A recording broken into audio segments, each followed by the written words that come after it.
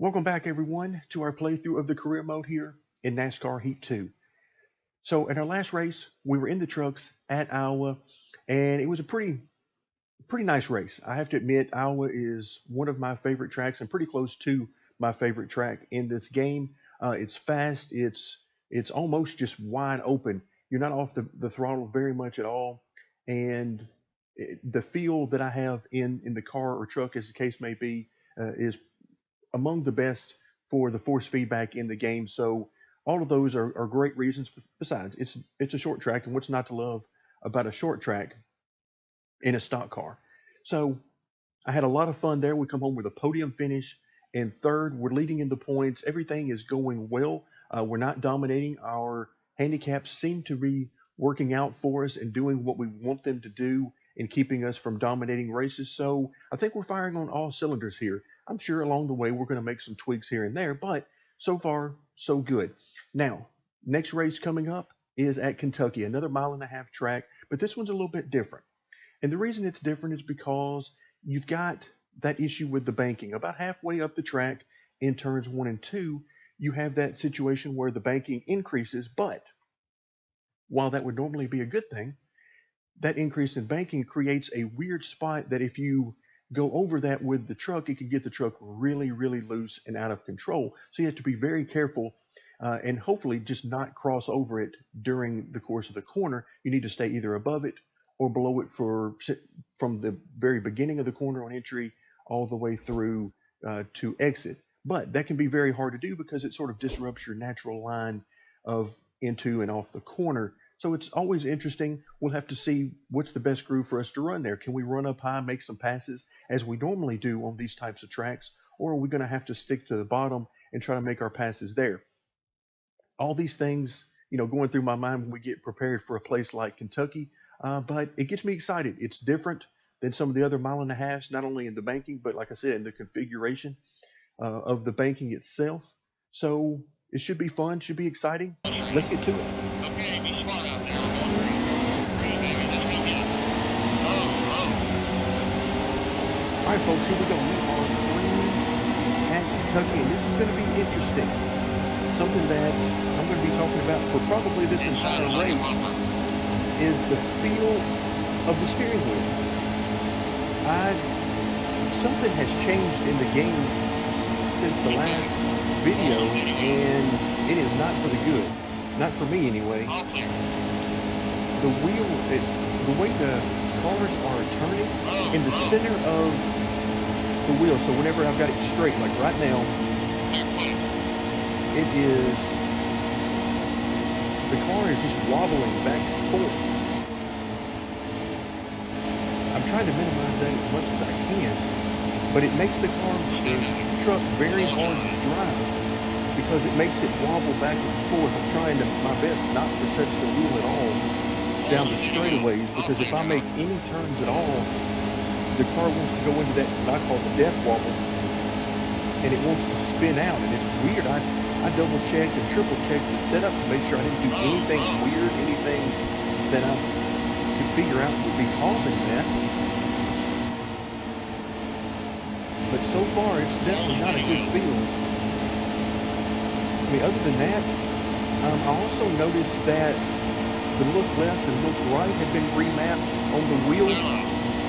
Again, I didn't make that change. I don't usually look left and look right.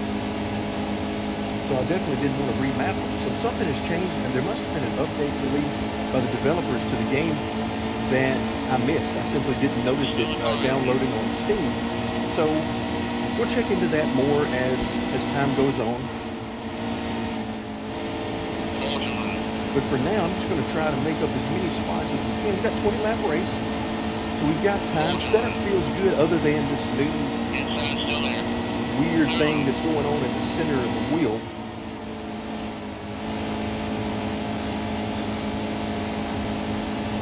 All right, that was a very good corner. We are up to, where are we, 16th right now?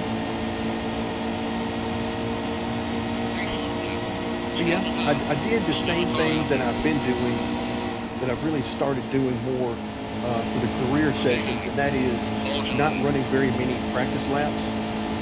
I'm at a point now where we've run enough tracks and I've done enough of the setup videos that I have a pretty good idea of what type of setup at least I want to start with. And then I simply, in career mode, don't spend very much time going to these tracks and dialing in a setup. I want to do sort of like what the guys have to do in real life whenever they go into a brand new racetrack. I want it to feel like that for me as well. I lean on the notes that I've got from past racetracks that are similar and run usually a couple laps, and that's about it of practice. 2 or 3 just to sort of make sure that I don't have any snappy loose or really extremely tight or something like it. Then I just go with it. It really adds an element of fun to the race, also an element of,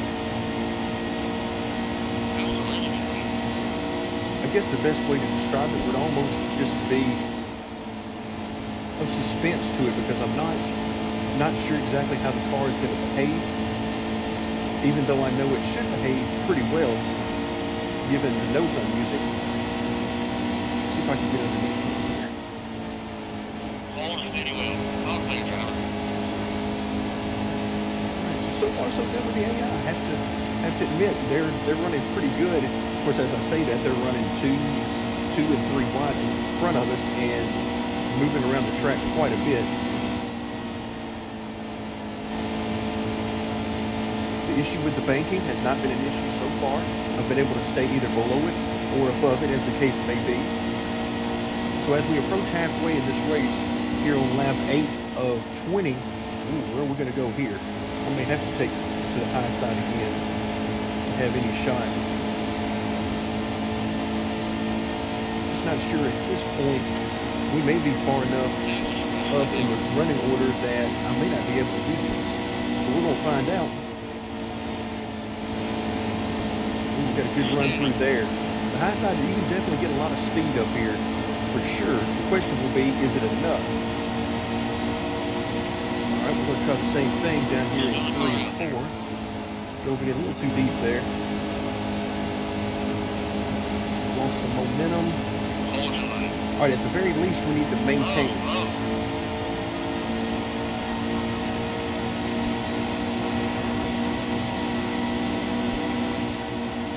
Easy. Let's see if we can go ahead. Again, what we really want is the AI to get single file. If they get single file, we're in good shape, because then we can just deal with them on position and speed.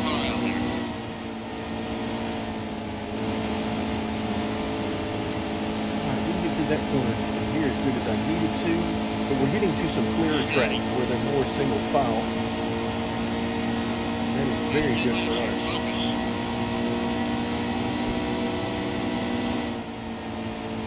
Inside still there.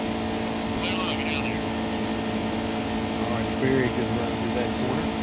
But you can see we're getting to a point now where our speed is starting to stabilize with the cars that we're racing.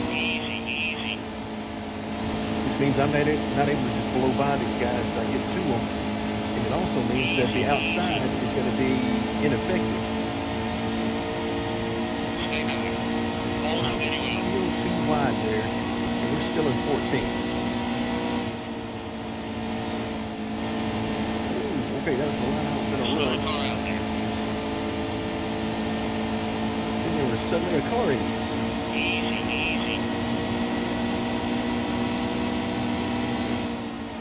That issue in the center of the steering wheel is still there, but I've gotten to a point now where I'm just basically not touching the steering wheel on the straightaway, and that's helping. Because if I have to make any corrections on the straightaway at all,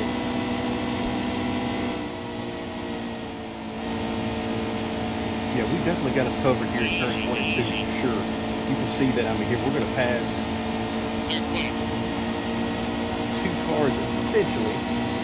But then we get down here to 3 and 4, and the bottom is just the way to go. Let's see if we can run this hard through here. Yeah, we run out of gas at 3 and 4, trying to make these passes. Right, I'm going to try to hang as close to him as I can. No, he's just pulling me too much down the straightaway. Inside still there. Ooh, there we go.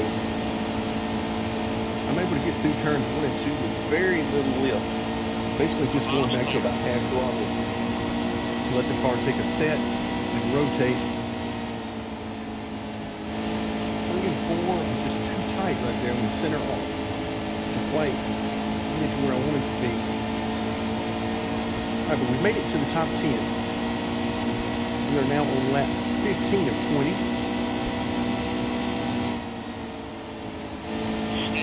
There we go, trying to give him room on the outside. I think that was pretty awful if I remember correctly. All right, now we got Truex in our sights. If we can stick it to the bottom.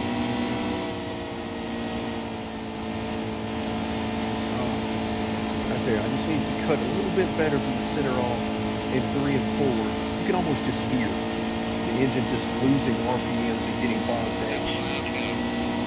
Even though we're definitely turning a lot of RPMs overall. Let's try to get underneath it. Nope, couldn't get underneath it. Got a good run through 1 and 2 there, but couldn't quite get to it to get position. See the truck. As soon as I get back to the gas hard in the middle of 3 and 4, the front end just washes up the truck. So we're going to have to figure out a way around Truex on the bottom side. All right, let's try to get a good run through here. You can see we can pull right up to them and make up several car lengths through 1 and 2, but we lose all of that through 3 and 4.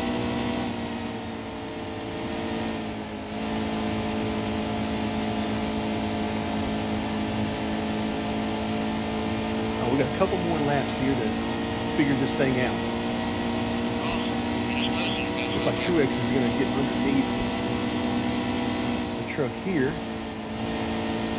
We might be able to use this to our advantage. We're going to try to at least make up one car. Can we get Truex on the same straightaway? No, we cannot. Oh, hello. All right, he slowed down.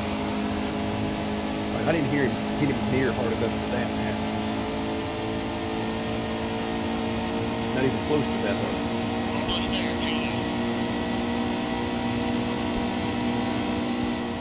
Yeah, he slowed down quite a bit more than I was expecting. Since he had been outrunning me through 3 and 4 the entire time. For the last probably 4 or 5 laps.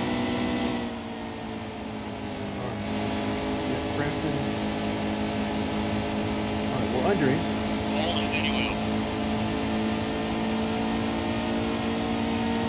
He's going to pull us down the straight. But we've got position on the bottom.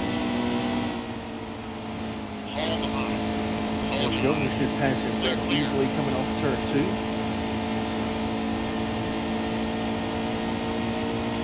Wow, we're up to 6. The way this race started, I definitely didn't see that happen.